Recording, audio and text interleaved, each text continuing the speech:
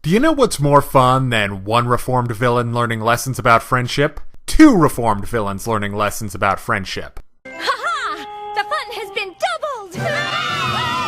MLP No Second Prances starts with Starlight getting a special assignment from Twilight to make a new friend.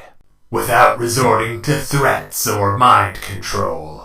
Which is trickier than it sounds for Starlight, as she strikes out with attempts at friending, facilitated by Pinkie Pie, Applejack, Rainbow Dash, Rarity, and Fluttershy. But finally, Starlight finds someone who knows what it's like to be a twice-defeated cartoon villainess, the great and powerful Trixie. But the Princess of Judginess ain't having that, now is she?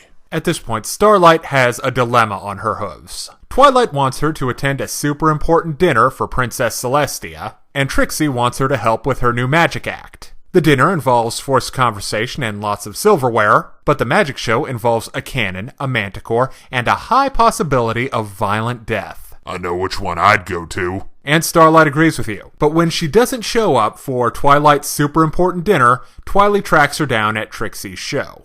And Trixie's a bit too pleased that Starlight blew off Twilight. But thanks to some wise words from Twilight, Starlight and Trixie stay friends. And the episode ends with Cranky Doodle Donkey asking the question we all want answered. How do you get your hair to do that all the time? This episode is friggin' awesome. First off, there's the formerly evil tag team of Starlight and Trixie. They're great. They're quite a bit rougher than the main six, who all come off as squeaky clean and a bit saccharine. Well, these two feel refreshingly catty and sarcastic. Starlight has cemented her status as the breakout star of Season 6, by being an entirely new presence and not really clicking with the rest of the main six, unlike Sunset Shimmer. She's also willing to do stuff magically that Twilight just won't. Only those who push the limits ever find out where the limit is. It's also good to see that Trixie is back to what she does best, being smug yet likable, thus preserving MLP's track record of villains who've been reformed, but also been allowed to retain their personality quirks. No Second Prances is also really funny. There are tons of hilarious cameos by Vinyl Scratch, Derpy, Big Mac, Mrs. Cake, and Celestia, Princess of Boredom. But Starlight takes the crown as comedy MVP with her sarcastic wit. My favorite moment is when she totally blows Dash's mind by not knowing who the Wonderbolts are. This episode is also interesting because it puts in some work on Twilight.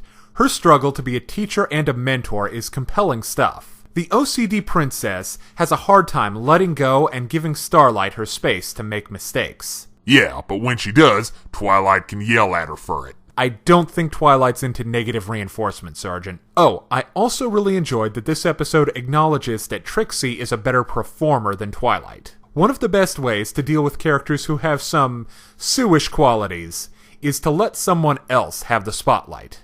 Finally, I loved that Trixie was inspired by a pony version of Harry Houdini. Okay, now it's time to break down the good and the bad in My Little Pony, No Second Prances. On the good side, Starlight and Trixie are an absolutely fantastic duo. The episode is packed with hilarious cameos and memorable comedy. And I like that Twilight learned a lesson about teaching. Now on the other hand, why I can't think of a thing. So that means that My Little Pony, No Second Prances gets a 5 out of 5. Now, if you're interested in more reviews of anime, movies, TV shows, comic books, or video games, check out my channel on YouTube at StupidPrivate913, or find my Facebook and Deviantart pages for video updates and more.